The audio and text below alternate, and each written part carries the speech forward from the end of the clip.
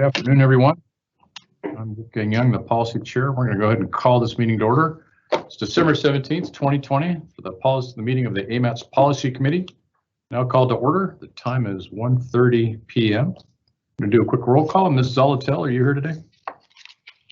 Present. Present. Mr. Weddleton? Here. All right. Mr. Schutte, I assume you're still participating? Or Schutte? I don't hear Mr. Schutte. We'll get back to him. Ms. Heil? Here.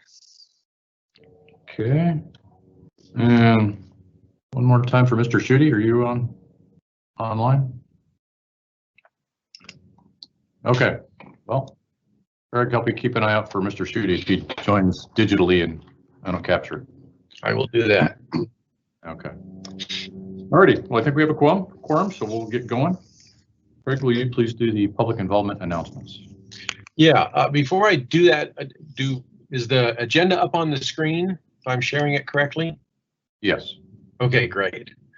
So all AMATS meetings, of course, are open to the public, and the public will be provided an opportunity to comment. When we have a business item, we'll have presentation by staff or a consultant, and then after that, the committee will be given a chance to discuss it, and then we will ask the public to comment.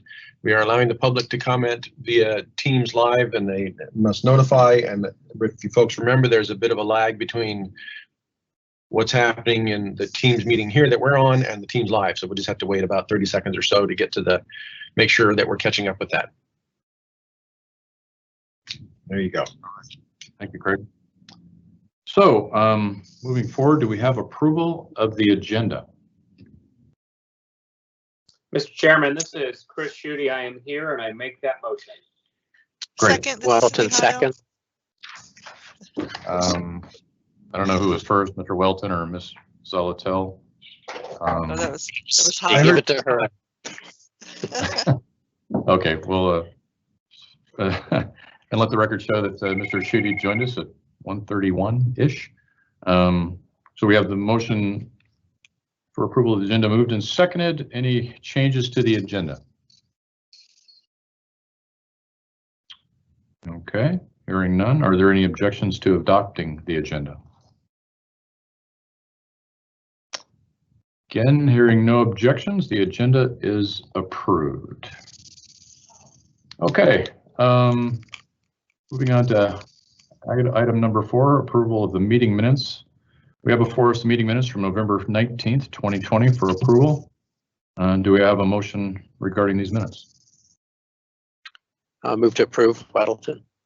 Okay, thank you, John. Heil, seconds. Thank you, Cindy. Moved and seconded. Any changes or discussions on the meeting minutes for November 19th?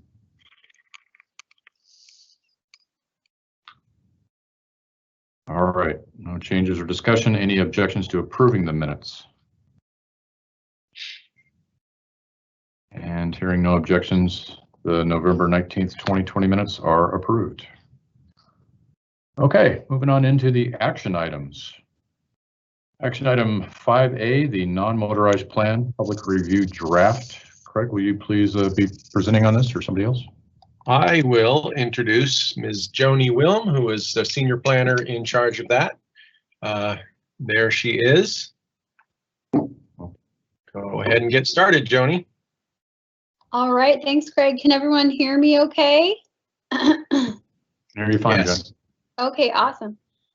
So first thing I'm going to do is try and share my screen. So hopefully that will allow me to do that. Can everyone see that screen now? There we go. What's up? Mm-hmm. Perfect. Okay, I'm going to get that started. Okay, great.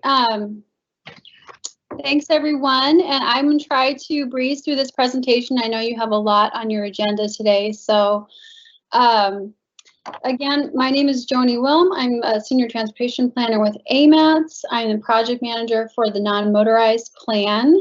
And today we are asking this committee to approve this public review draft for a 60-day comment and public review period. We will be hosting a open house and have a few more agency advisory meetings during this review period.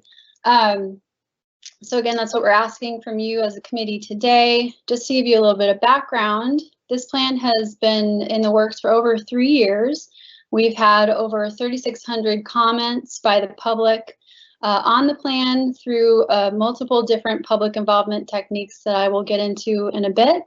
But we've also had extensive agency review. We've had 2 technical advisory committee meetings and 2 special work sessions with transportation professional staff and agencies. We've collected over 400 comments from just those working groups, incorporated their concerns and some plan revisions that they thought were important. So we've done extensive review and we are excited to bring this plan before you today. So just to recap our planning team, our lead consultant is Alta Planning and Design. They are national experts in the field of non-motorized planning. We also really benefited from some local expertise here in Anchorage from R&M Consultants, our transportation engineering group, and then our amazing public involvement consultant, Holly Spoth-Torres, and her team over at Huddle. Today, I'm going to be going through brief highlights from each of the 7 chapters. So chapter 1 is our intro. Chapter 2 looks at our existing conditions of what's happening or right now in Anchorage as the way things stand, what our public involvement process was. Chapter 3, how we use chapters 2 and 3 to develop our chapter 4, which is our network development recommendations. And then chapter 5 is how we took those recommendations in chapter 4 and prioritize them high, medium, and low to make them easier for us to implement.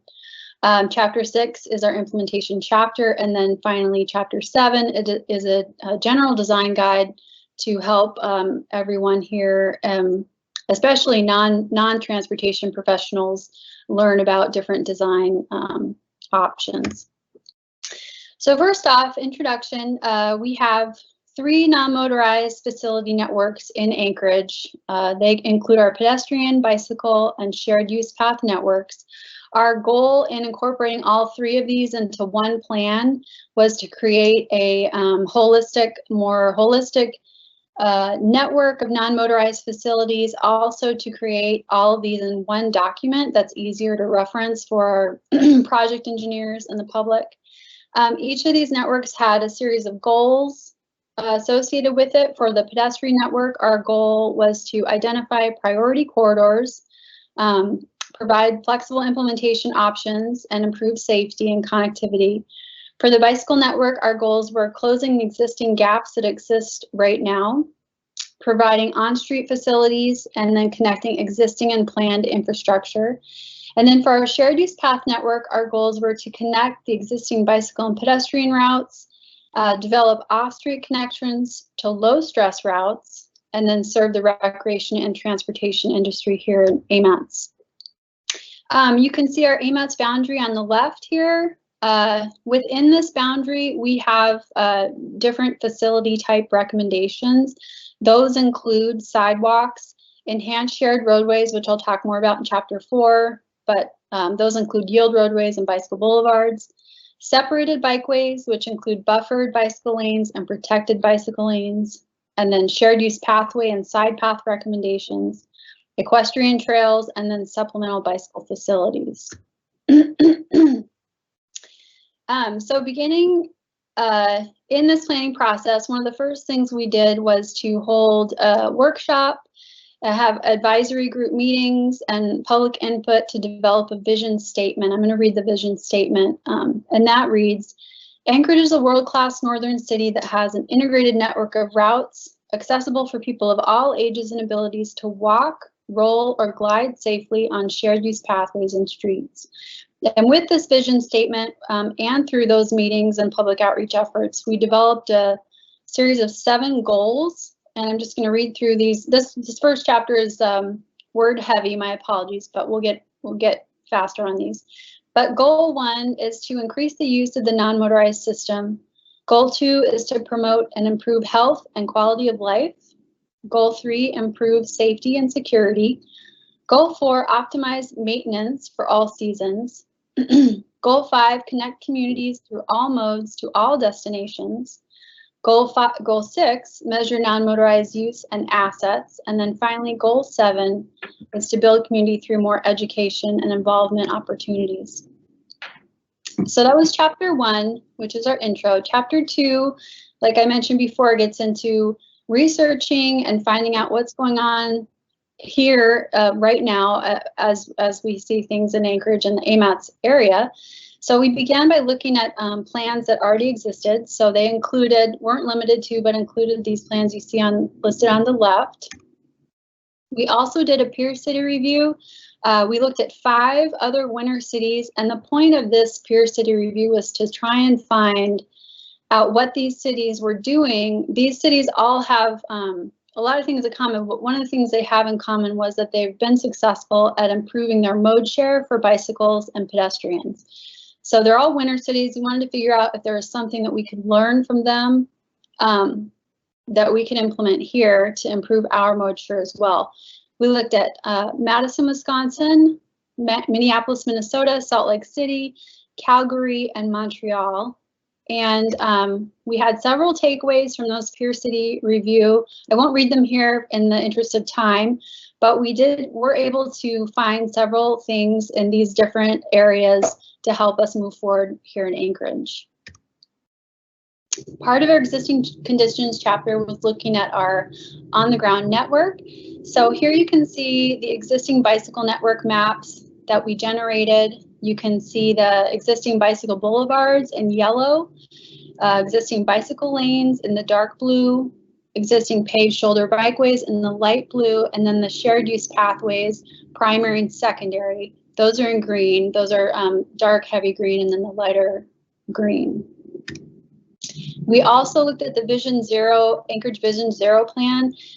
A couple reasons for doing this, but one of the main reasons was this effort that was completed last year has the most current crash data and statistics for fatalities and injuries in Anchorage. So we really wanted to see what they found, incorporate that data into our analysis so we could figure out where we needed to focus on. We also did a level of traffic stress analysis. It's an analysis based on 4 factors. It's based on posted speed limit, street width, presence of bicycle lanes, and what the character of those bicycle lanes are. And then based on those 4 factors, it computes a level of traffic stress analysis of between 1 and 4, 1 being the lowest, 4 being the highest. And in general, what we found is that the level of traffic stress for the highest level were located on roadways that had no separation, and the lowest level of stress were located on roads that did have a separation or made some sort of barrier for folks between the cars and where they were trying to walk and bike. Excuse me. Next, we also did a demand analysis. This analysis looked at these 6 primary criteria. We wanted to find out where people were, where they lived, where they worked, where they were playing or going to the parks, where they shopped, where they needed to access transit from, and where they were going to school. And this demand analysis also corresponded to our level of stress map that I just showed, in that these the higher demand areas correlated with the higher stress networks and roadways in our system. We also looked at health and equity. Here are the health indicators we looked at: obesity, heart disease, physical activity, cancer, diabetes, mental health, and asthma. I'm going to look at the equity maps in a sec, but just comparing the health and equity maps, we did find that in general, the areas with the poor health scores also had the poor equity scores as well. So here are the equity maps from the equity analysis. These looked at age, income, limited English proficiency, non-white population, education level, and vehicle access. And this map's really powerful because it shows us where our most vulnerable populations are in Anchorage, which is really important for us as planners, so we can know where we need to focus. And these populations that are the most vulnerable are also the most dependent on our non-motorized facilities. So for walking, biking, they need to access transit just to get their daily needs met. They typically don't have access to a car, and so this is really important information for us. So that ends our existing conditions chapter. Chapter 3 is all about our public involvement. So again, we began with a big kickoff workshop. We did multiple presentations, we had mobile meetings, stakeholder interviews, we did field data collection with this really cool app at the very beginning, and there was an online map as well where people could locate problem areas or things that were working, were not working. We did walk audits, and we did an online community survey. I think our online community survey had over 500 participants as well. We also, in addition to that, we had advisory committees, an agency advisory group, and a citizens advisory group. These two committees oversaw our development of our vision and goals and objectives. They oversaw the peer city selection, our public involvement, our design guidance, and our project prioritization. In addition to that, we held several mobile meetings. The agencies on the left were the groups that we had mobile meetings for, and some key takeaways from those mobile meetings included that we saw a strong desire for more non-motorized infrastructure within the AMATS area, improved maintenance, increased safety, prioritizing snow removal, better connectivity to transit, and then increasing connectivity throughout the area. And then lastly, we did a winter maintenance forum. We actually did this one first, was in September of 2017, but it was very well attended. We got a lot of great information. We had presentations from municipal maintenance operations, DOT maintenance and operations, and park operations, municipal parks operations. So a lot of great feedback. We're super appreciative of everyone's time. We had great public involvement, advocacy, representation there, and we would like to have another winter maintenance forum at the tail end of this planning effort. So just a heads up, we are looking forward to that. So chapter 4 gets into our network development, and here you can see our proposed bicycle network map. So this takes all the info we learned in chapters 2 and 3 and uses it to recommend facility types as we move forward. So for this network map, you can see that where we've recommended enhanced shared roadways, I'm going to talk about in a second, separated bikeways, shared use pathways. And these, again, were a result of our goals, which were to include on-street and off-street facilities, building existing shared use pathways and side path network, providing low stress connections, and providing upgrades to existing facilities. So enhanced shared roadway, those were the first facility type that I mentioned. These include 2 different types of facilities, yield roadways and bicycle boulevards.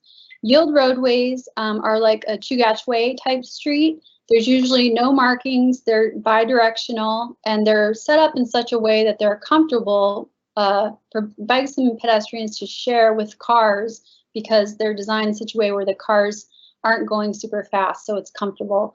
Bicycle boulevards, which like we have on 10th Avenue now, are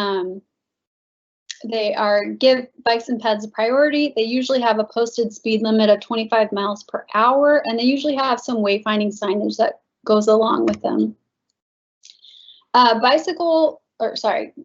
Separated bikeway is our second facility type. These include buffered bike lanes, lower left, and protected bicycle lanes on the right.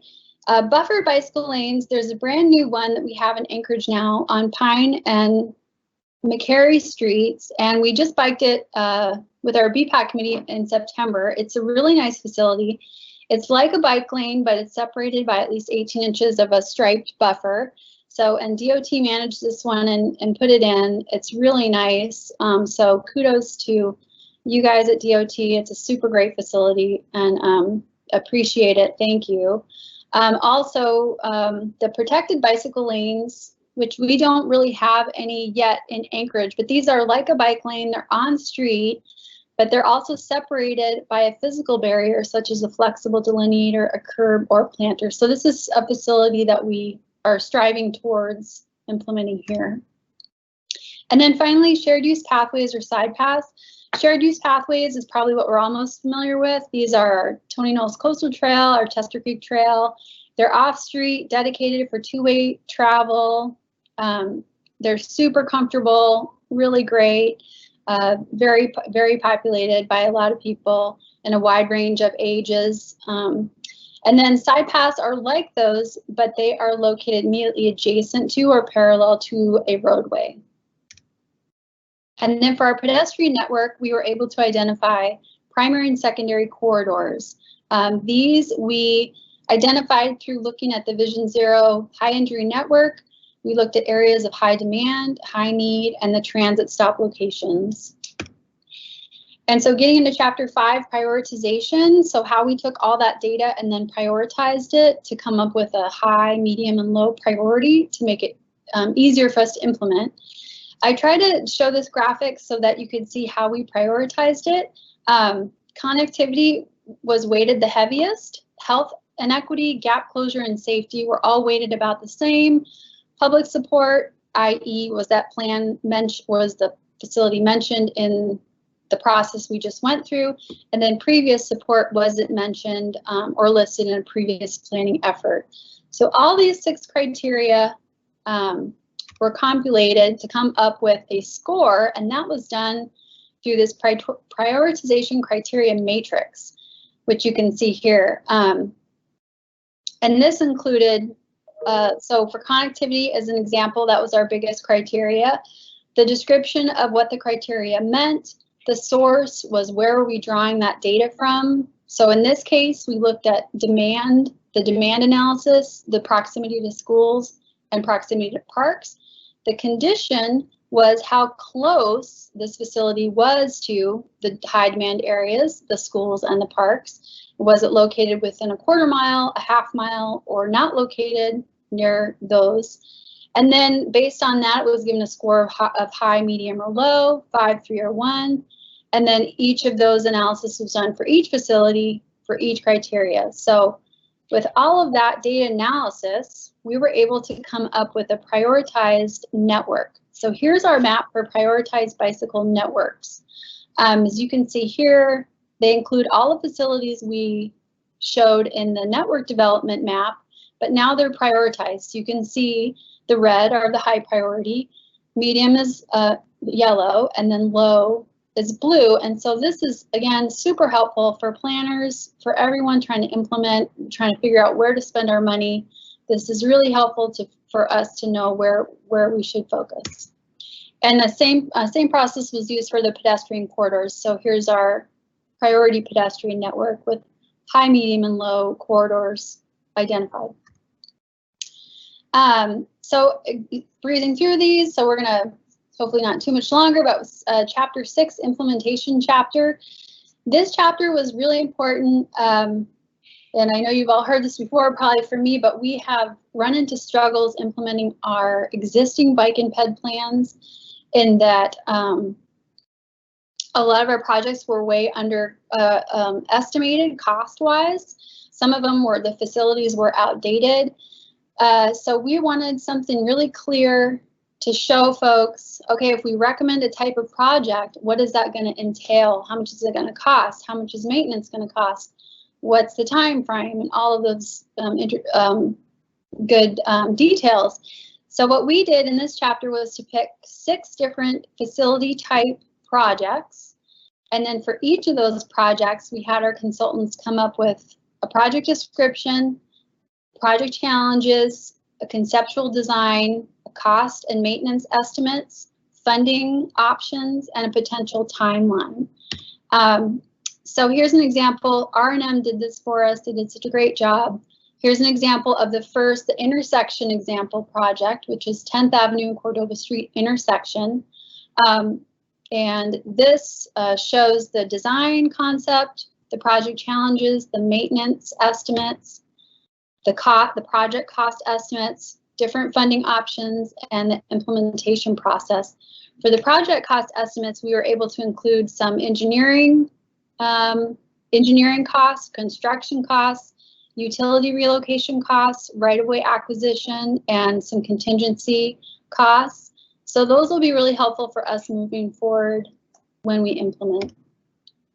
Chapter 6 also includes policy recommendations, and I'm not going to read through all of those here, but those also have action recommendations associated with them. We also include program recommendations. These help with our education and outreach.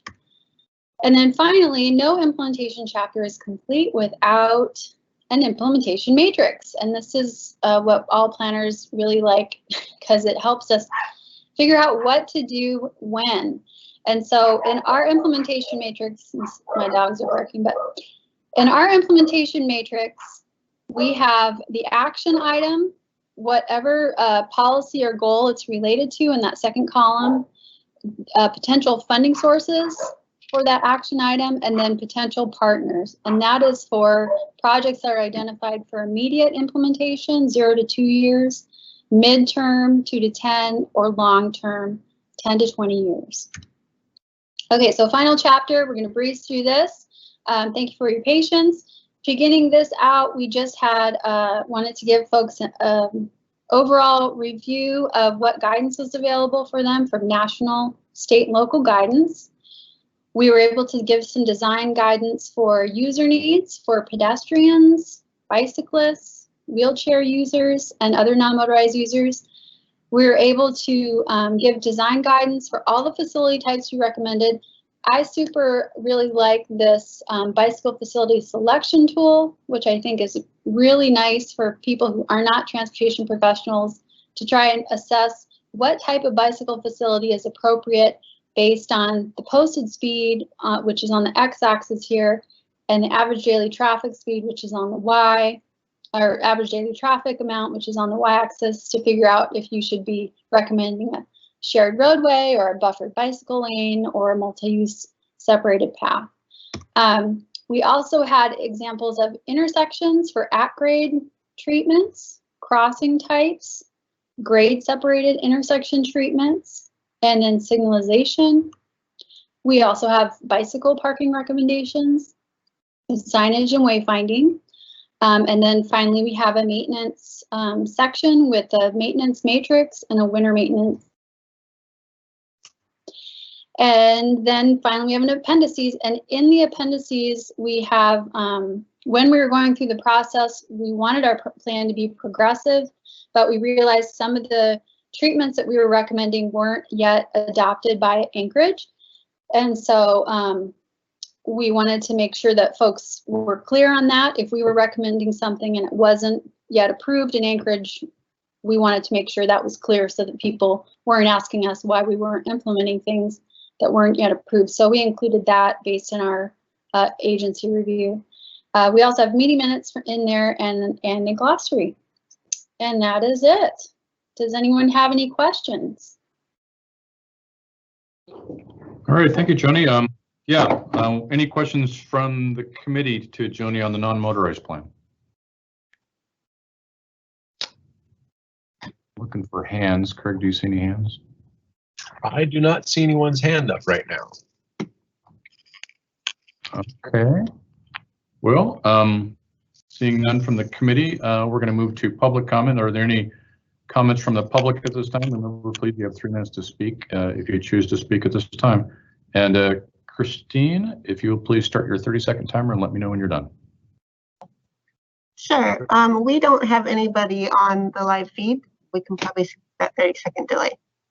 And nobody submitted a comment before the meeting. Okay, so if I'm hearing you right, we don't need to wait 30 seconds? That's correct. Okay. All right. Then we'll move forward. What is the will of committee regarding putting out this non-motorized plan for public review? This is Shooty. I move to release the plan for public review, please. Zalatel second. And Meg Zalatel second. Okay, thank you. Are there any objections to approving the motion? All right, hearing none, the motion is approved. Thank you, Joni. You did a great job today. Thank you. Thanks, everyone. Okay. All right, moving on to item 5B, we have the Bicycle and Pedestrian Advisory Committee seat nomination. Craig, are you going to be giving us information today on this? Yes, I will. Real quickly, again, I hope the memo is up on your screen. We have a public seat open on the AMATS Bike and Ped Committee, and we're fortunate to have a good nomination in CB Brady. Some of you folks might be familiar with him, but his family's been in Anchorage for a long, long time. He was a contractor for many years, and at some point he developed a degenerative eye condition, eye disease, retinitis pigmentosa, and he now is the executive director of the Alaska Center for the Blind and Visually Impaired. He is in the latest Urban Streets magazine that Joni worked on, where he talks extensively about his experiences as a visually impaired person getting around Anchorage. And he's been bringing a very valuable perspective as someone who is happy to point out some of the challenges that he has and figure out ways to work constructively to improve things. So the TAC recommended his approval to you folks at their last meeting 2 weeks ago. And we're asking to have him appointed to the BPAC. All right, sounds good. Thank you, Craig. Are there any questions or comments from the committee regarding this nomination?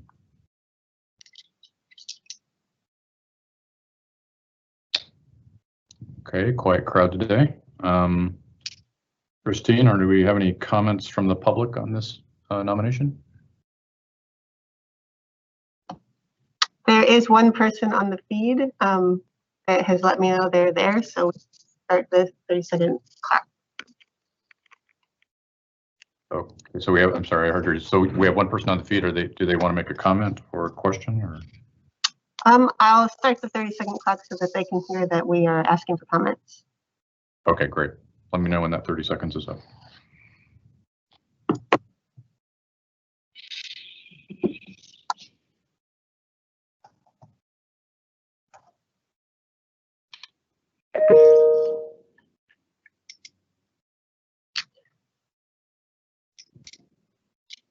No public comments at this time.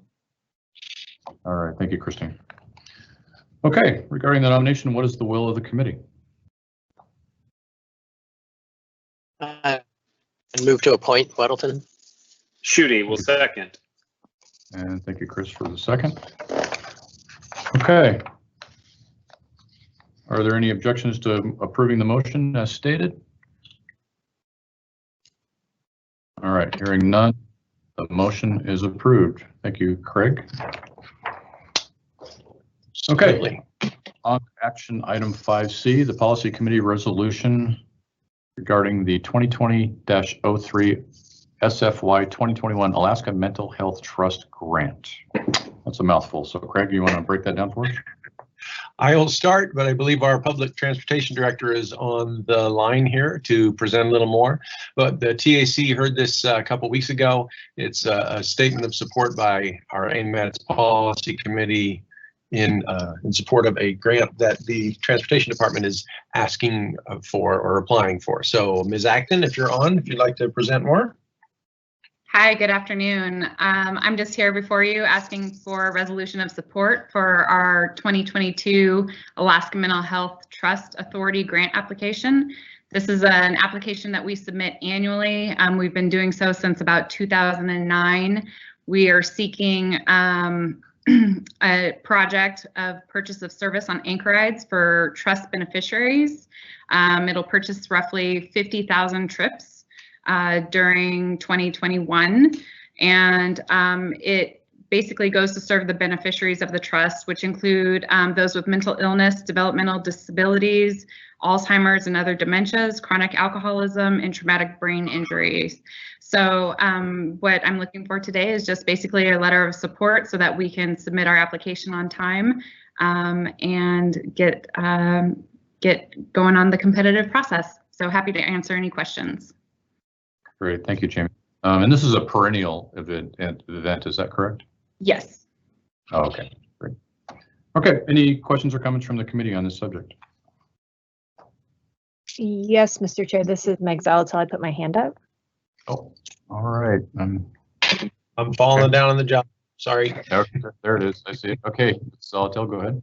Thank you. Ms. Acton, does the definition of trust beneficiaries align with those who qualify for anchor rides, to utilize anchor rides? Yes, actually, this grant application allows us to use some of our other funds for other eligibility uses on anchor rides, and these are specific trips for trust beneficiaries. Great, thank you. All right. Thank you, Meg. Any other questions from the committee on this subject? And shout out if I don't see your name right away. So Meg, I still see your hand. I'll assume your question was answered. Okay. All right. Hearing no other questions or comments from the committee, do we have any comments from the public? And Christine, I'll let you tell me if and when that happens.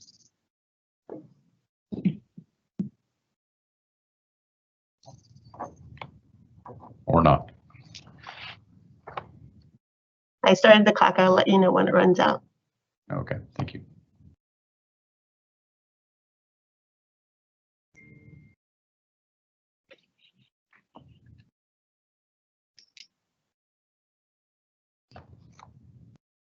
No comments from the public at this time.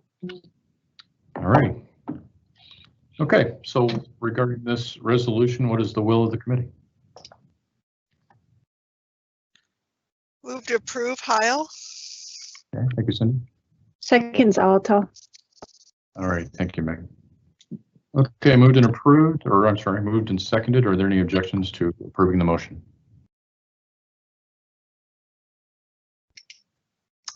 Okay, hearing no objections, the motion is approved. Thank you, Jamie, for presenting today.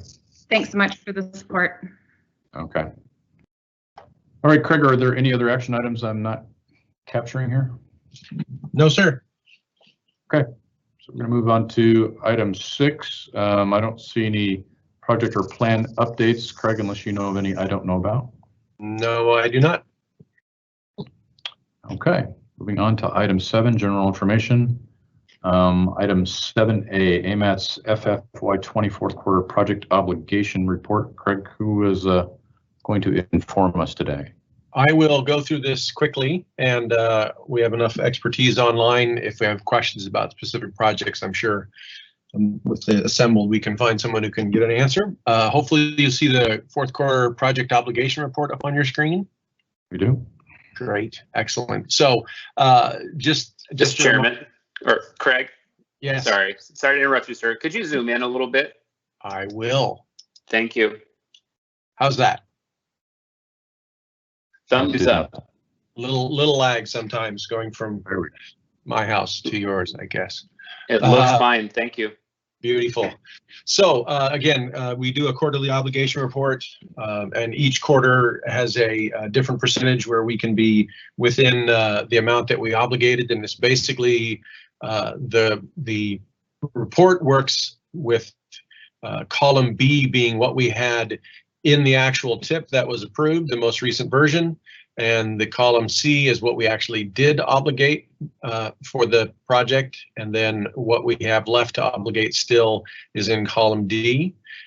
Since we were at the fourth quarter, we have to be exactly at the amount that was in our allocation.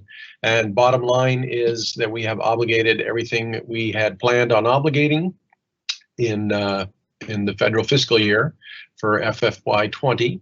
And so if you actually scroll down to the bottom here, which I will do, you can see in red here the 0.0%. So we obligated everything we thought we were going to obligate for the federal fiscal year in our AMATS allocation. That's about it for the report. So if folks have questions, we'll see if we can answer them. But we're glad we spent all the money within our boundaries as we had planned. We didn't have to worry about something slipping to somewhere else. Happy to answer questions. Thank you, Craig. Any questions from the committee on this one?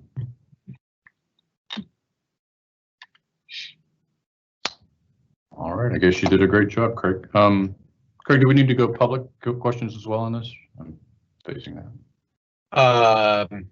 We should, I guess we can. I'm not sure if there's anyone still in the chat.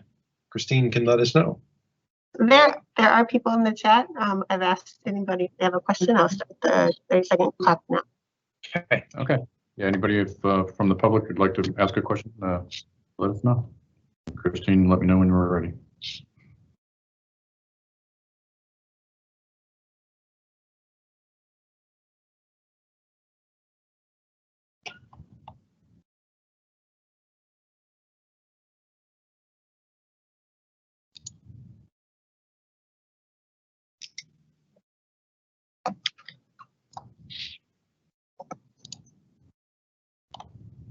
No comments from the public. Okay, thank you, Christine. Okay, moving on to agenda item 7B, Seward Highway to Glen Highway Pell Resolution, revised version. Craig, are you going to talk to this, or Mr. Weddleton? I can start and give some background and then go to Mr. Weddleton, our sponsor. So if you remember correctly, we had this Seward to Glen PEL resolution before the policy committee. You folks asked that it go back to the TAC so they could weigh in on it and give us their thoughts. They went and had a work session on it, which most of you attended, I believe. It then went back to the TAC and they voted to table it. Mr. Weddleton at that meeting had said he will have a S version or a substitute version available to us. And I believe I sent that out a few days ago after he sent it to me. So you folks should have that before you, and I'll let Mr. Weddleton speak to it now. All right, John. All right, thanks. Really appreciate all the education that all of this is for me at all times, and certainly this brought a good education on what a PEL is and kind of various constraints on getting projects going and done. What we took some elements that are in the Fairview Neighborhood Plan that address this issue, and this plan was adopted by the Anchorage Assembly, so it really is sets forth goals and ambitions of this. So that's the first part with the whereas, just pulls out of there. And then it just refers to the tip and the project that's put forward as a PEL. And then generally the intent of the PEL. And the final, therefore, really gets to the core of it. And that is that we really want to encourage that PEL to come up with one preferred option. And you kind of understanding with our discussion at the work session that it's not always that way, but we know from the MCR and I think in that discussion that PELs can pretty definitively say this is the way we're going to head. So this is just a resolution that points that way and says let's do that. I would say as a technical thing, I don't know if this is an S version or if we just relabel this and put it as a new item and send this to the TAC for review. Leave that up to the professionals. Yeah, I think, John, if you've got another version here, I think like last time, we would probably want the TAC to review it and come up with recommendations based on the merits of the resolution and ways that maybe it could be something that we could execute. That's my thoughts on it. And I guess, again, John, I appreciate your willingness to learn on that with all of us. We're really, in this regard, run up against Code of Federal Regulations constraints that really we have to go through a process, and we can't. Unfortunately, we're not just able to jump to a particular alternative without going through that process. So, but I think that's something the Technical Advisory Committee could dig into and advise us on. That would be my recommendation. John, do you have any concerns about that? No, I definitely should go to the TAC. I'm on board with that. Okay. Is there any other comment? I see, Chris, you've got your hand up. Thank you. Yeah, just I guess a clerical observation or a point of order to Mr. Weddleton's S version. I think we should spare those who are not familiar with Assembly legislative drafting the notion of what an S version is, John, and just call this a new version or a new resolution and send it to the TAC that way. I'm worried the document as it was presented, I got a little lost because I think it combined the original version and the proposed changed version. And so That would be my recommendation to the group, is that it just be a standalone item. Don't call it an S version and send it to the TAC. That makes sense. Any concerns about that, John? No, I think that's fine.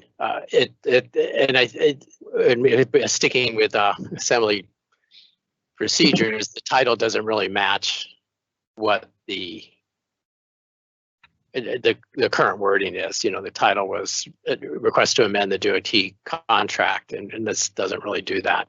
So I would ask Craig then to delete that title, and we could just say request to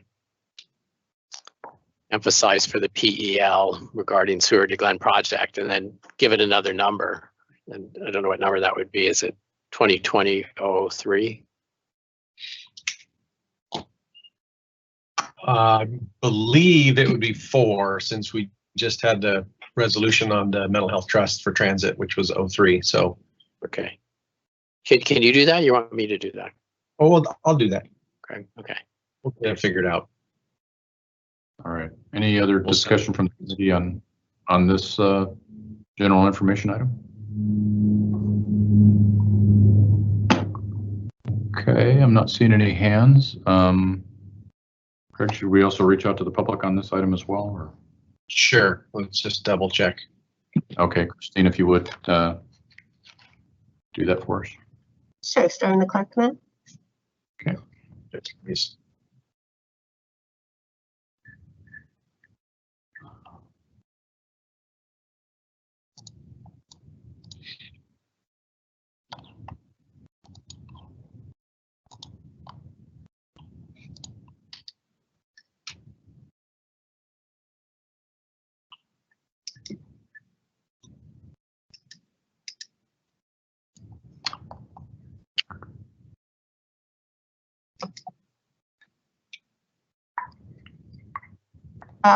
One question from the public: will a copy be made available to the public? And I believe that Craig is a part of the public involvement process and the agendas and of the TAC that will absolutely be offered to the public. Yeah, we'll post it a week before the TAC meeting, which is, was it January? Come on, quickly. It's January 14th. So we'll have it posted on January 7th. Great. All right. I think that answers that question. Any other questions, Christine? No other questions. All right. Thank you very much. Okay, moving on to agenda item 7C, pedestrian safety concerns at Tudor Road and Wright Street intersection. I've asked, as that's a state facility, Tudor Road, I've asked Scott Thomas, he's our regional traffic engineer, to come up with some informational slides and some information briefings and some follow-on Q&A. So Scott, without further ado, I'm going to let you take over from here. Thank you.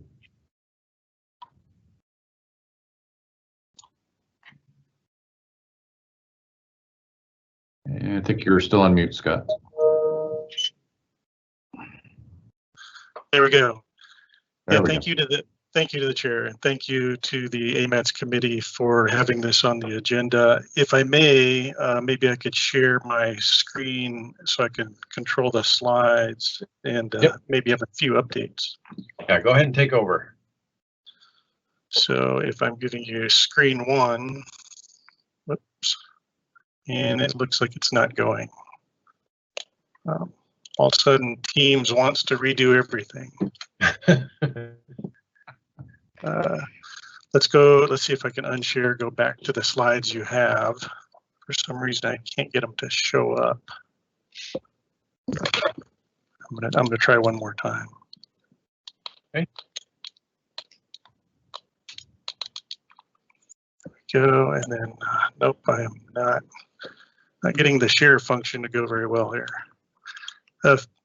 Craig, feel free to go back and put the slides up and I'll walk through them that way. Sure. And Okay. I'll give you a new version, yeah. Okay. Is it up on the screen, folks? Yeah, and go to the very first slide, which is a picture of the intersection. There we go. And I'm sorry I don't have this showing up as a slideshow. For some reason, I'm not connecting through. My name is Scott Thomas. I'm the Central Region Traffic Engineer for DOT, and I work regionally all around South Central on crash planning, crash projects to solve crashes, and we work with the municipality. I appreciate AMATS's work on making a major update to the non-motorized plan, and I think what I'll show you here on Tudor Road will help inform that plan as it's out for review and maybe help make some refinements. I'm going to share, it's going to take about 20 minutes to show you this area. I'll share concerns with the area and this problem that occurs elsewhere, and how we might, what options we have done and what options are left that AMATS could consider. And I was sorry to see 2 fatalities in the recent months here, and we've been working on a project in design now to try to prevent those crashes at night. I will say that mid-block crossings are going to be part of the future in Anchorage, solving them, as is being done in other cities. And that's a significant component of the AMATS plan Joni showed us, is a lot of crossing goals. And I do think projects like connecting the Seward and Glen Highway, as you'll see here, help remove traffic and make crossings more possible on these arterials. So all of AMATS work ties together. Next slide, please, Craig, if we can. So at the statewide level, and then drilling down to Anchorage data, we do have a serious injury and fatality problem with pedestrian crashes, and that should be a main emphasis of the non-motorized plan, is pedestrians as well. You can see it in the yellow wedge and bicycles in the green wedge. The 16% in Anchorage of fatalities being pedestrian is a terrible thing in Anchorage because it's most of the state's pedestrian crashes. On a national scale, it's about the same as the national scale of pedestrian versus vehicle crashes, and yet it's unique to Alaska to be in Anchorage. Okay, and then the next one. Number 3 there, please.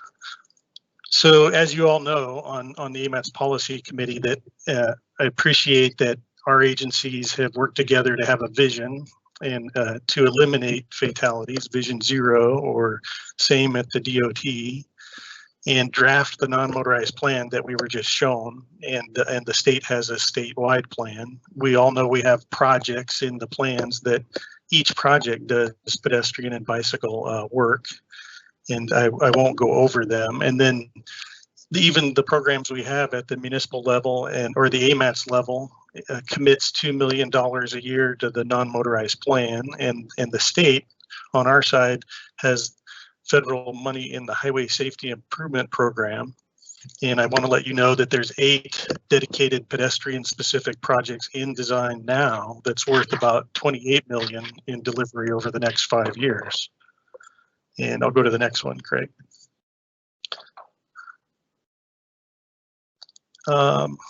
Actually, okay, thank you.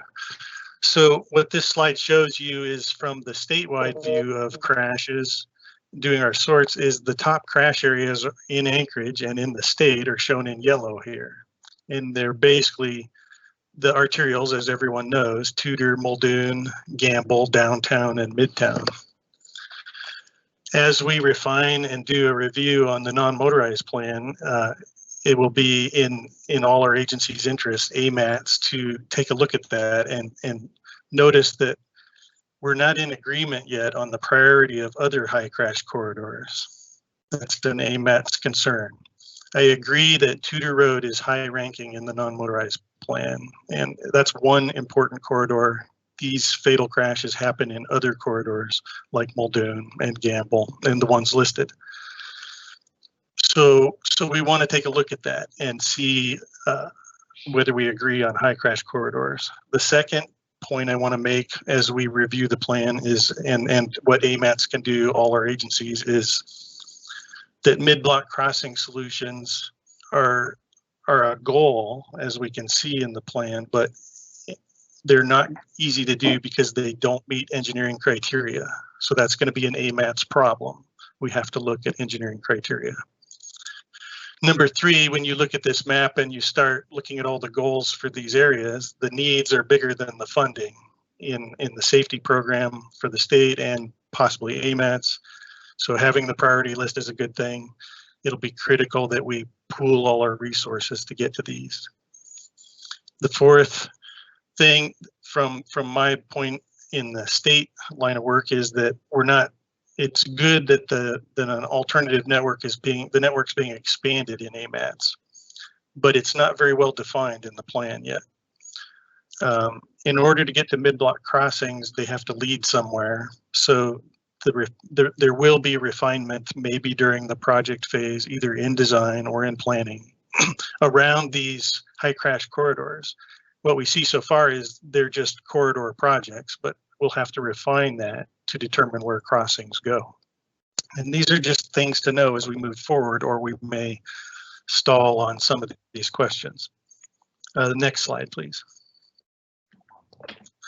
So the reason I'm glad you had this on the agenda is I'm going to need help on the state highway safety side of things in order to help solve Tudor and other high crash areas, and that comes from AMATS.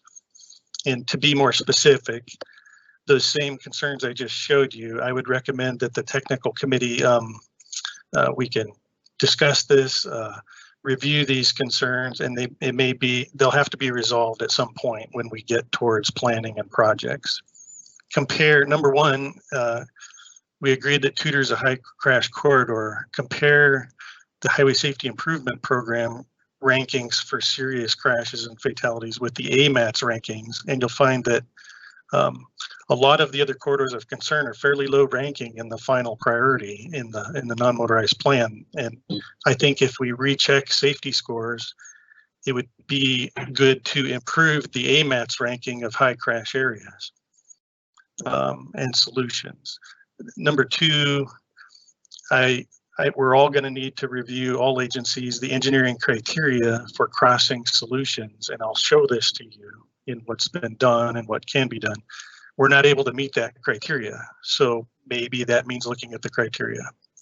Number three, that I would take to the technical level, I'm not asking the policy committee to solve this, I'm saying this is good information for the technical committee.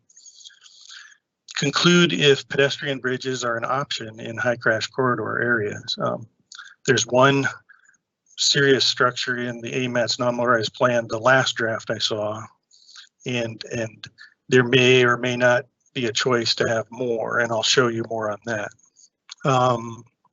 Agree to further refine the secondary network around these corridors in more detail at a pedestrian scale, somewhere in the planning or design process, because that will better determine crossings. Crossings don't really come first. The network defines the crossing and the solution. If we put in the crossing without the network, we find that people don't use it or they don't walk to it. We want to make it work. So these are just observations from the Highway Safety Improvement Program, and I'm going to say that if we can synchronize all these projects with what we're seeing at the statewide level in the we call it the HSIP program, there's a greater potential for AMATS to secure added funds from the state on top of the TIP to solve safety problems.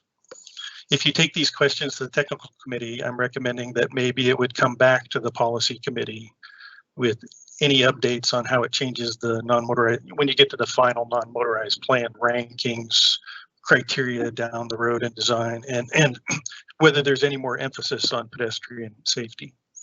So now I'll go to the next slide.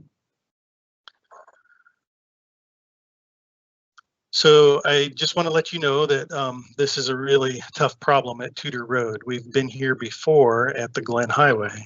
We've all been here before at Burgaw Street. And what you're seeing on the left is a pedestrian structure with 6 people using it in pairs and 2 people down below on the road. And unfortunately, this site had 5 fatal crashes. And it takes a long time to program solutions. And on the right-hand side of the screen is AMATS and the program Connect Anchorage went all out investing on grade separation, separating conflicts with the interchange and the pathways and the undercrossing. So that was a very good solution, and I'm just showing we've been here before. So now if we go to the next slide. Today's topic is what about Tudor and Wright Street, or Tudor from Lake Otis to Piper? And we have now the same situation, 5 pedestrian fatalities in this area over a long time period at Wright Street, at or near. We have land use on both sides of the roads, just like many arterials, with green belts, services, housing, the rescue mission in this case. And for the state safety program, this is number 2.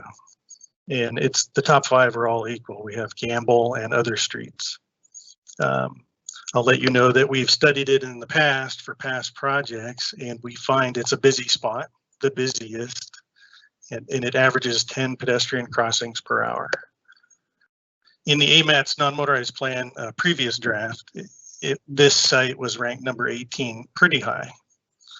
And the road we're on here has, so you know, for comparing against other roads in other cities, 32,000 vehicles per day and a 45-mile-an-hour speed limit. And I'll go to the next slide.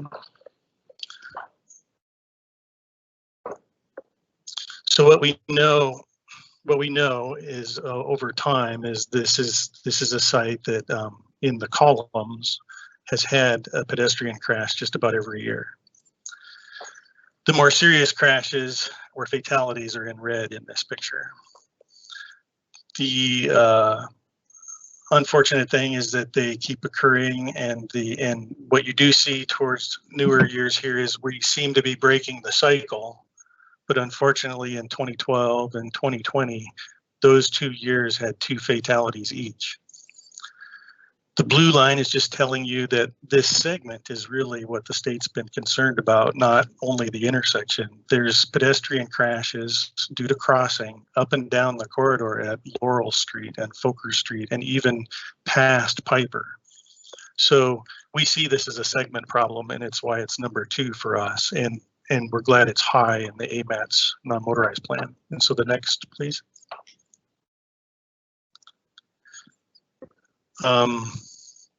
This is just to let you know that a lot of highway safety improvement studies were done in the past, and this shows you the crossing activity in these are north-south black arrows on the road, and the busiest spot is just west of Wright Street in front of the rescue mission at the time, and this was done in 2006, and it was very busy. This is 13 hours of observation on all intersections, and it averages about 10 pedestrian crossings an hour. So I want to let you know where this comes from, the Highway Safety Improvement Program.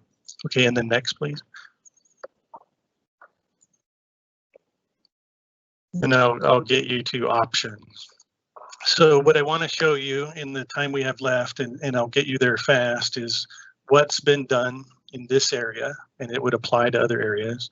What are the remaining options that AMATS, all our agencies, would want to consider? And the list is, we removed number 1, we removed a huge amount of traffic from Tudor Road, just in the same time that Glen and Burgaw was built as an interchange under Connect Anchorage.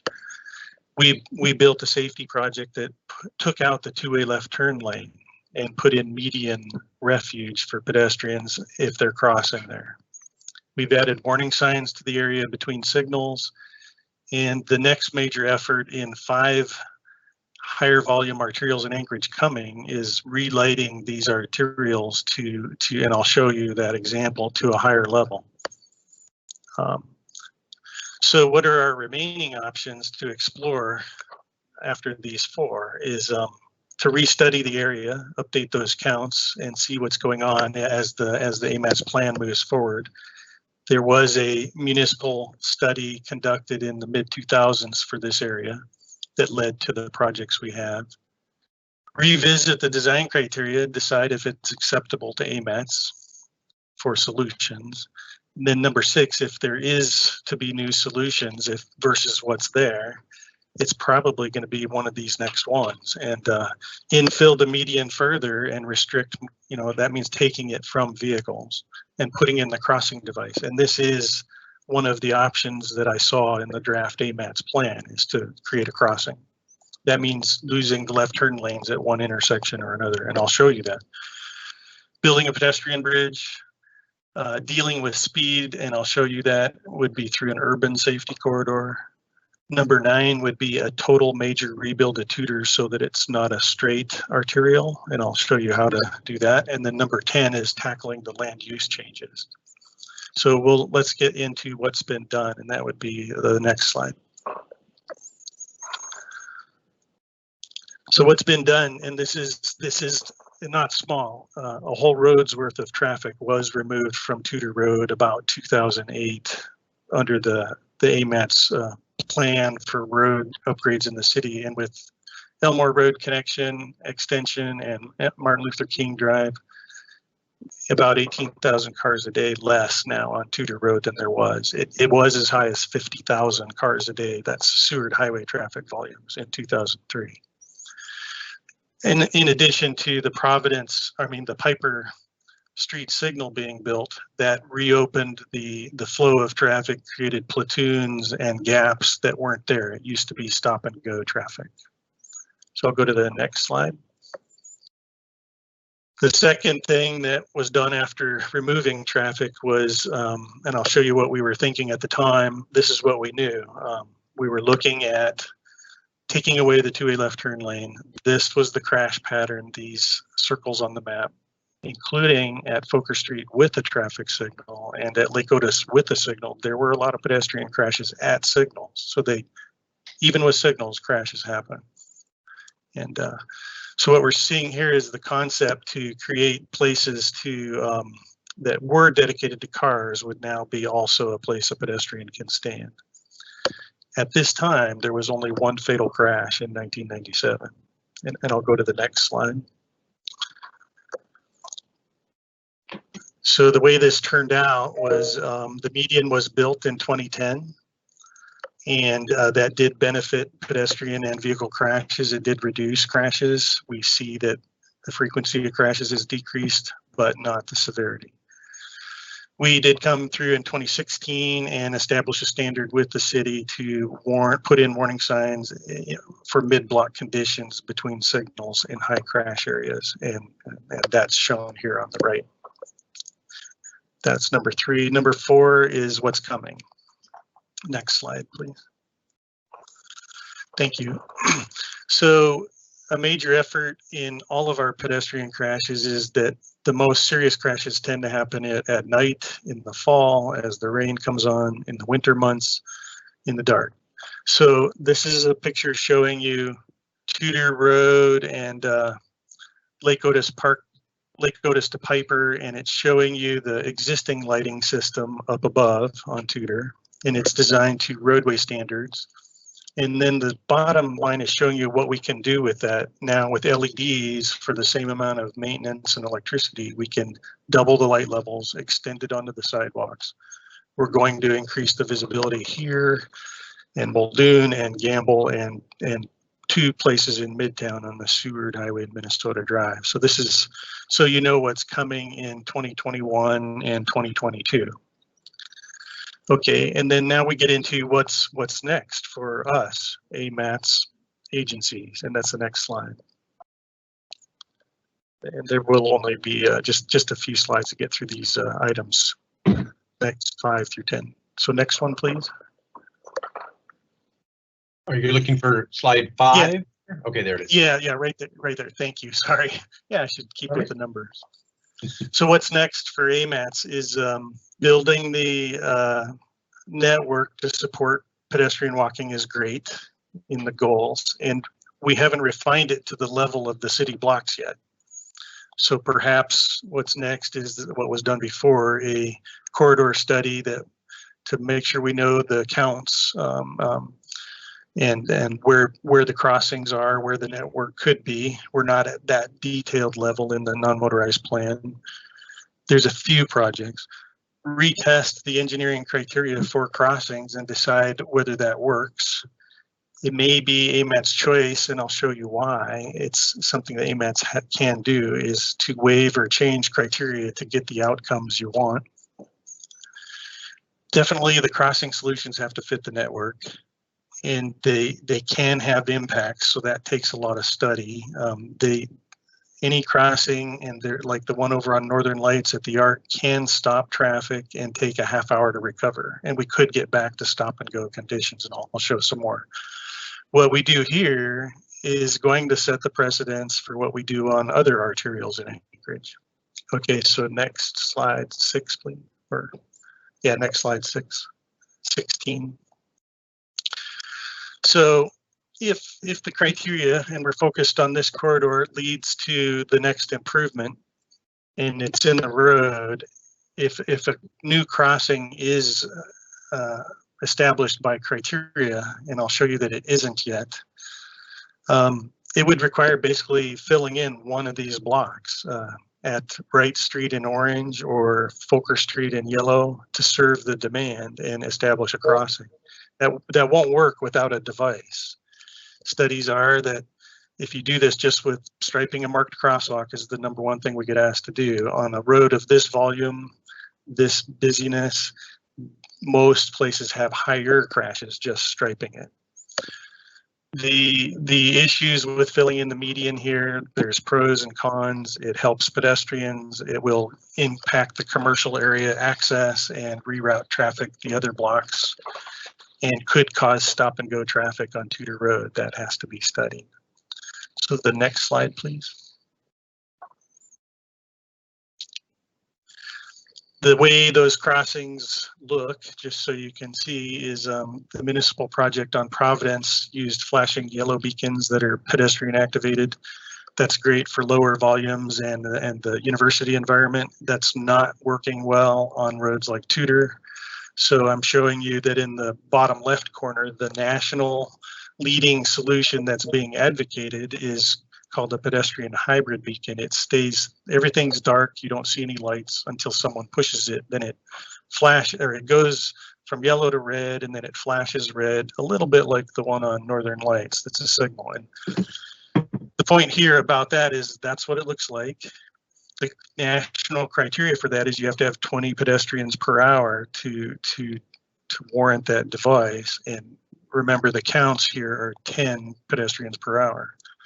There are some concerns that we have at DOT about this device. Is there's limited safety studies. One city that's using this on a road of this volume about 2 blocks away, just like this, hasn't been studied yet for before and after effects. There's the potential for it to be misused, activated too much, for it to affect the signal movement or progression on Tudor. And everything like this requires maintenance and upkeep, and our agent for that is the municipality. The state would not pursue a device like this. It's really a joint solution and something we have to explore further in AMATS. Next slide after this device type is a picture of West Northern Lights with number 18 there.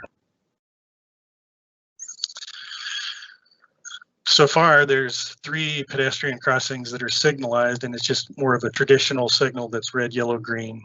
And there's a national criteria for that, and that national criteria goes up to, you require 75 pedestrians per hour. Not the same requirement for a school crossing like this one, but if we were to do it anywhere else, that's the national criteria. It rests in green, and it has all the same issues as the previous device I showed you. How does it affect progression and traffic? Will it be misused? Will drivers respect the signal? I showed you earlier that even with signals, there's crashes. Okay, and then the pedestrian bridge, next one.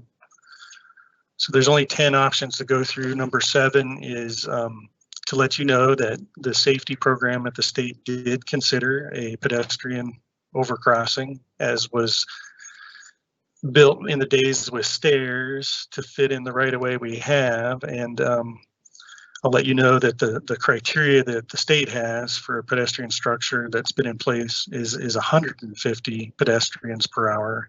That's pretty much out of reach for all the pedestrian structures we've built in the city. So there may be another criteria. The problem is that you can't just build them with stairs anymore. And as you see in the upper right picture, this one on Lake Otis works pretty well, but it has to be fenced. People have to be steered to use it. As I showed you earlier at Glen and Burgaw, we had 5 fatalities at that site, even with a bridge. So nothing's crash free. Now the bottom right picture shows you that the newer structure down at Elmore for the Greenbelt system has ADA accessible ramps. Those take about a city block. So I just want you to know that with the pedestrian bridge, it's not an easy solution to any arterial. In this picture up above, it means that to make it work, you're possibly buying the church property and buying the gas station property, and how much are you serving to put in a bridge? And then there's the fencing question. I'll also throw in that Tudor's a major trucking route, and oversized loads will affect the design of something like that. So let's go to the next one, which is number 8, or next slide, 21. Or there you go, 20, yeah. So I want to let you know, and the reason I say AMATS can set its own criteria. AMATS has a budget, and the criteria establishes how far that budget goes, and it sets the precedence of what gets treated. It's worth noting on this map that all of our high crash areas are these ones in yellow from the state's review. And surrounding all that, you see these green squares. Those are pedestrian structures to go over or under. And this community has made a huge investment in over 70 structures that are pretty much parks and rec, greenbelt focused, things we value, schools, but they don't necessarily work around high crash areas. They weren't targeting high crash areas. I'm saying that the 150 pedestrian per hour rule is not the only reason to build structures. It's what's the community's goals. So that's why I say it's up to AMATS where we take this plan and how far you go with structures. So we'll go to I'll leave it as an option, and we'll go to the next slide. So there's only 2 slides of options and then a summary and time for questions. Next slide is urban safety zones, basically double fines. And the point here is that speed is the issue that everyone notices, and speed leads to severity of crashes, and everyone wishes that speeds would be slower. We have experience where when you just put in a sign and a number, that doesn't mean you'll get that speed. Sometimes it has gone up for us. So I'm saying it takes more than signs alone. We have some experience in the rural safety corridors where you double the fines, and then it takes a new policy from all our agencies, and you have to commit to pretty intensive enforcement and education of motorists and pedestrians, and everybody has to buy into taking it easy. And it sounds good, but it actually has worked in our rural areas, and we have gotten a serious crash reduction of 45% over 10 years. It's not ideal because you have to stay on it. It's more of an interim treatment until you can get those capital projects that you want to make it permanent, and it takes an intensity to keep it going. So I'll just leave that as an option. And then the last 2 options on this next slide. Beyond the basic treatments, and I just threw these on as the last possible solutions I could think of, and the list could be added to, is you could make major changes to Tudor Road, and that would be a major AMATS investment on the scale of the interchange. It's a straight road. There's very few options for an arterial. You can chicane it or take it from being straight to narrow it a little bit and shift traffic a little bit.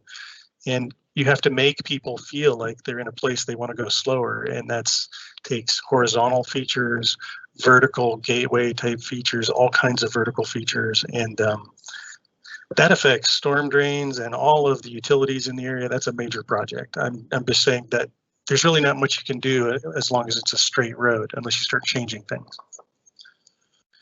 Number 10, last of all, is instead of working on the road, is to look at the land use conflict.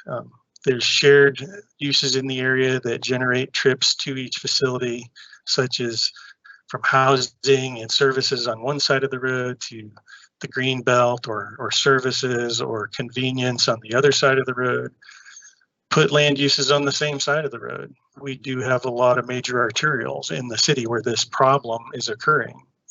Put land uses away from the road, or take a look at the land use entrance and exits and see if they're better aimed at the signals, the same as we try to aim towards pedestrian structures with fencing. So I'm just putting AMATS type options on the table. I'm not selecting one. I think these are good for the technical committee to consider as they review the non-motorized plan and how far to take it. And then we'll just go to the summary slide and open it for questions. Last slide.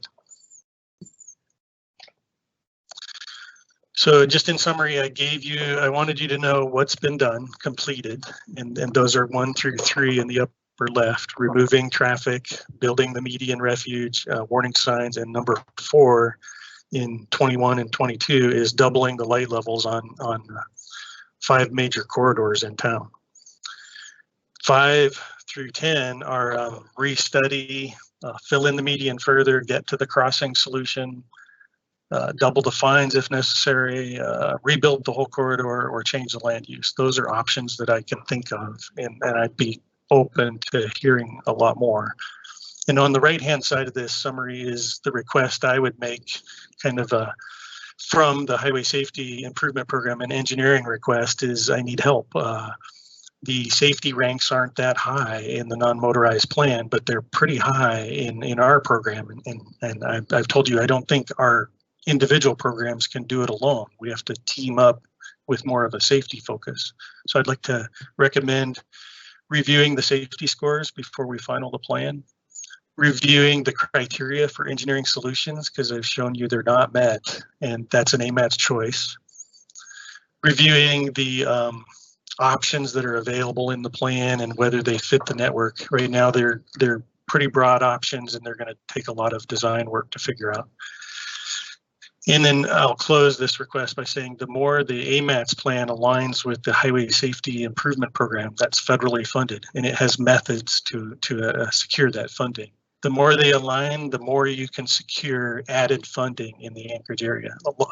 As I showed you, we have $28 million going now, and there's no reason there can't be that much more.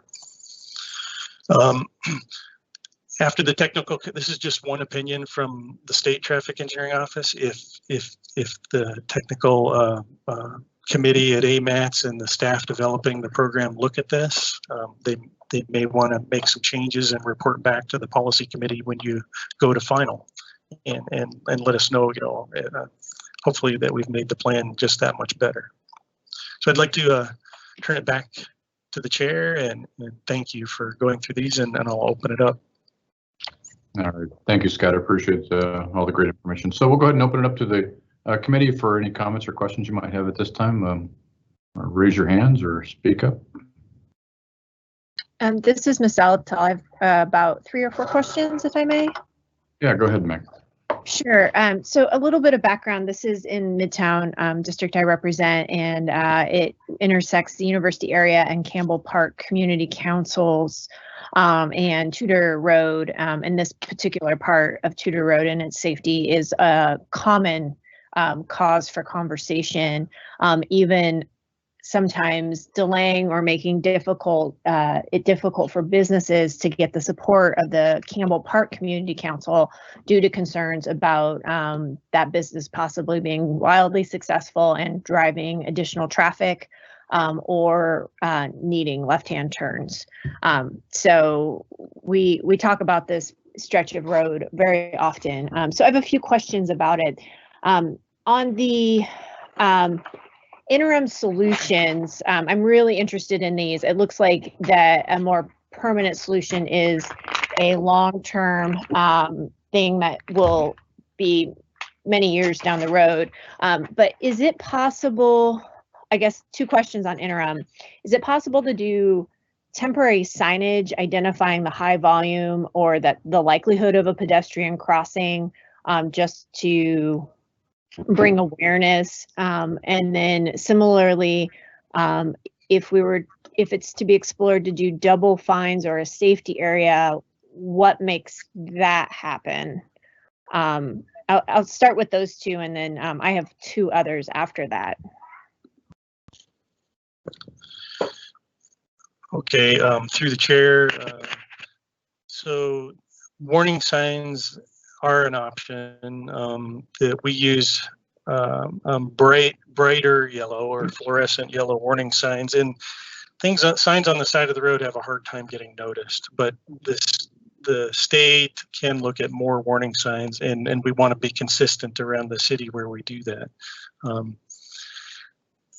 We're also trying to get people to watch for pedestrians, and since we know the most serious crashes are at night, the lighting is coming, and we're going to make it reach the backs of sidewalks and double the levels. But for double fines programs, that is a policy type program because it involves enforcement and ticketing. And does the revenue just get collected for revenue, or does it come back to safety and helping with pedestrian crashes in this case? And so some rules have to be written for that, and the DOT has done that for the rural corridors through the traffic manual and the legislature. The legislature wrote the rules for state roads, and so I think this is a question that would come through the through city code and writing code and our top administrators on whether we can do this in an urban area.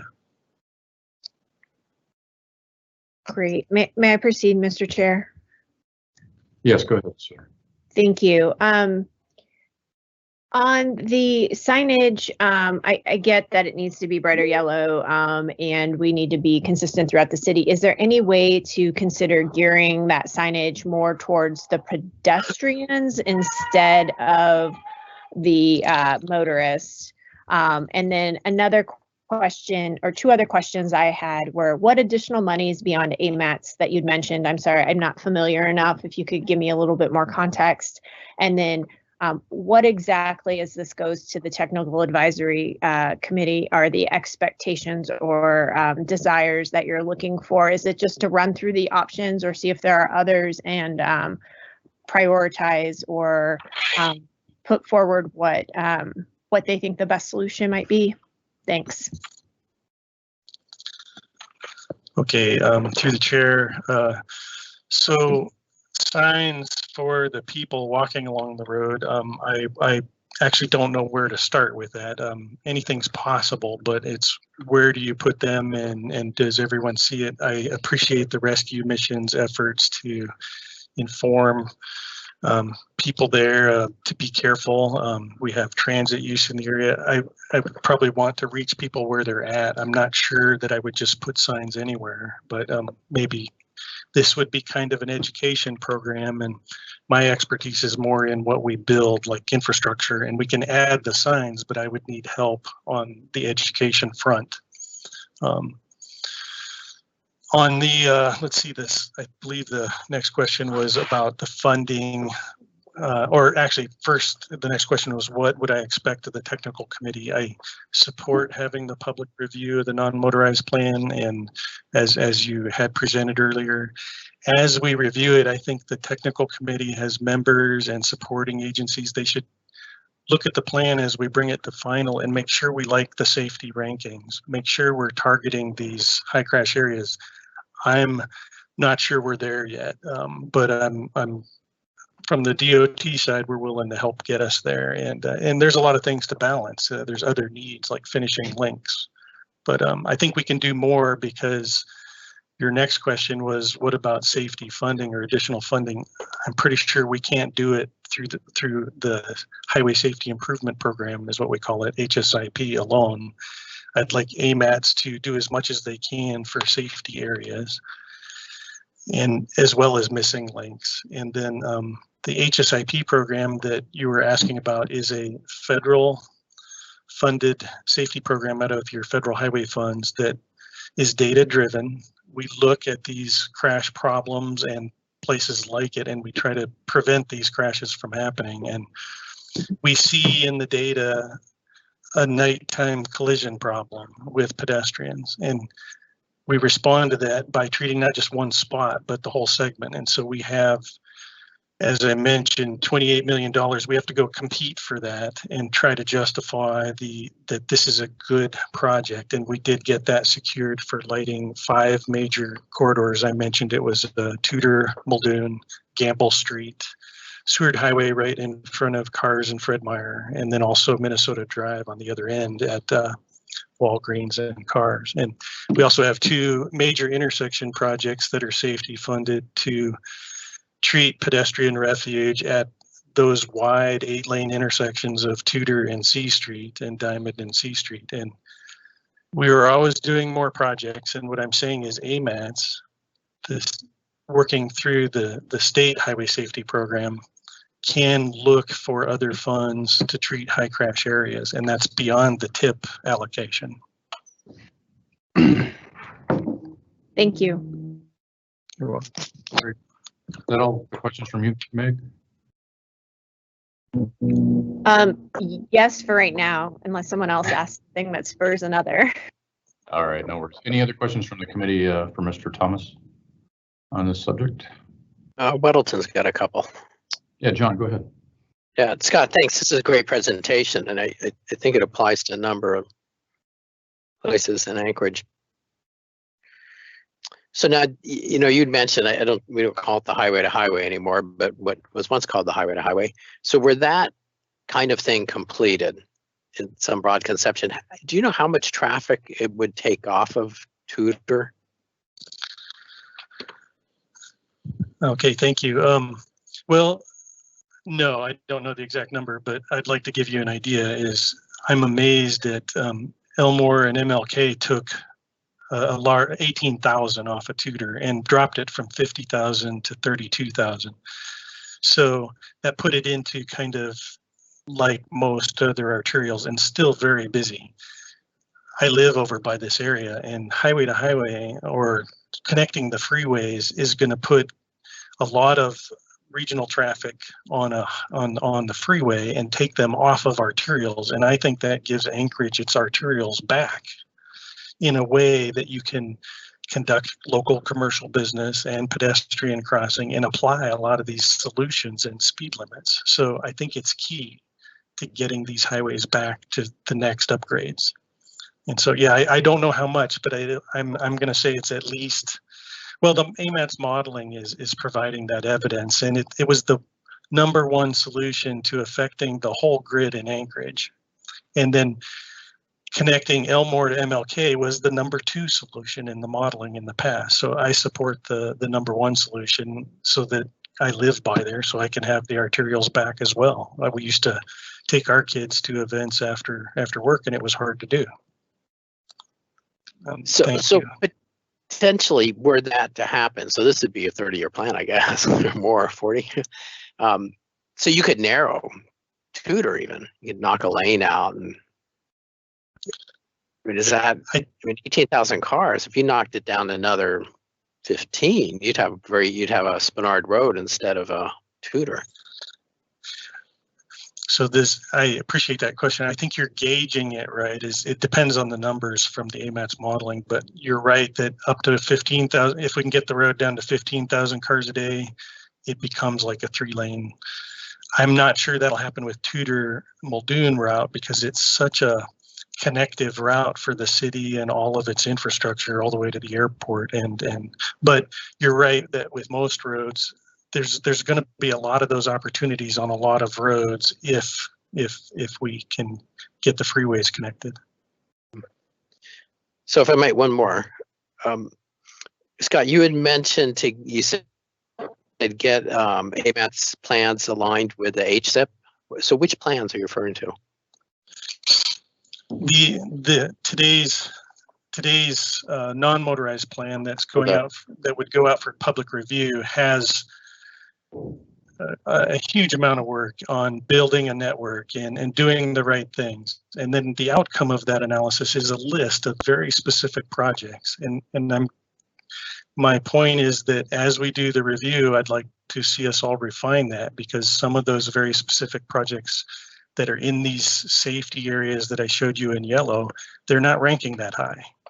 So that means the state's going to have to try to do the best we can with the Highway Safety Improvement Program, but I'd like to pool our efforts and see if we can help you rank those higher.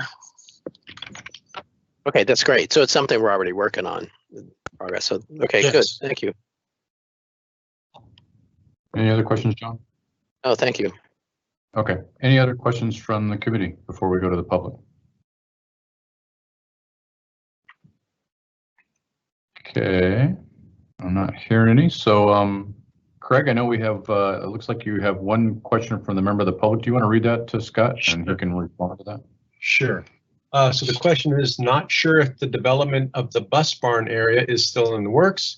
If so, it will increase both pedestrian and vehicle traffic on Tudor. What effect will that have on their designs? Okay, through the committee, that has been off and on. I'm not sure the status today, but a development like that has been going through what we call a traffic impact analysis process with the city and with the state. And that analysis by an engineer deals with those questions. It deals with where's the traffic going to go? How are they going to use the signals? Will it take another signal on Tudor? How are we going to best serve the congestion and the pedestrians? And so that would come from what they call a TIA, and that I know that effort is not complete, and it would have to be completed before there's any change or construction of access. All right, thank you, Scott. Ms. Zalatel, it looks like you've got another question for Mr. Thomas. Thank you, Mr. Chair. I'm sorry, I apologize I didn't ask this earlier, but when I raised that improved lighting will be coming in the area at Community Council, they're going to want to know exactly where. Do you have the cross streets or the scope of that lighting that should be coming? Yes.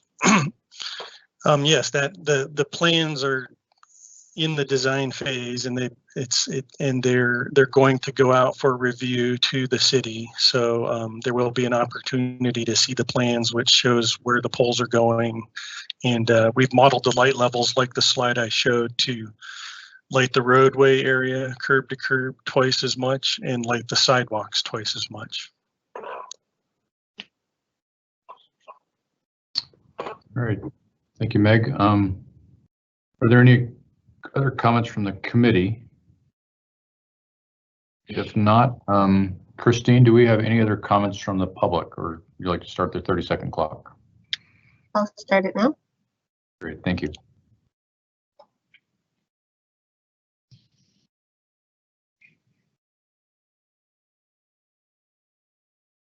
And Craig, that AMHTA grant is all signed. Let me know if you need anything else from us for that.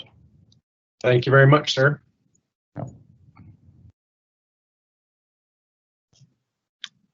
No other comments from the public. Okay. All right.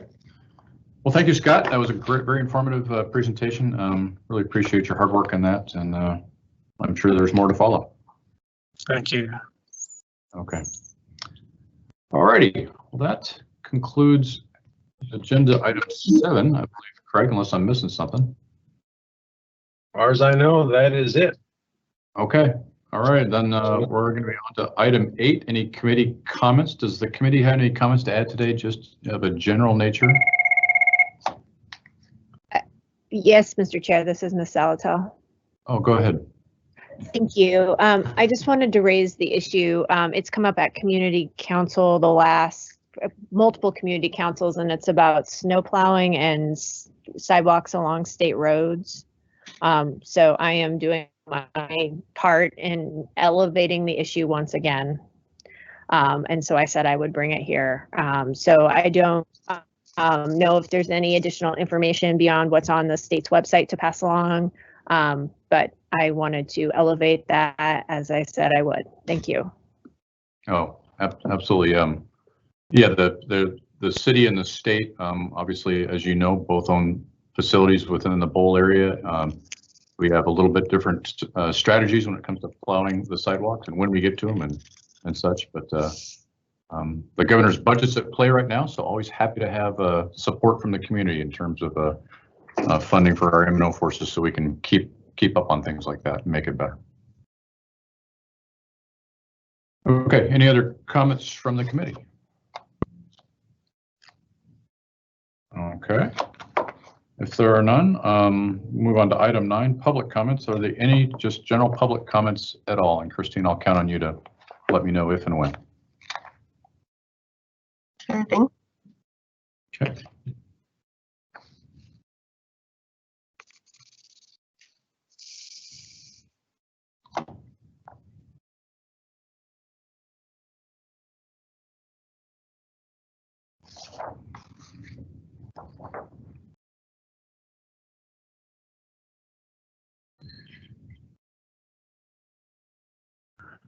No other public comments. All right.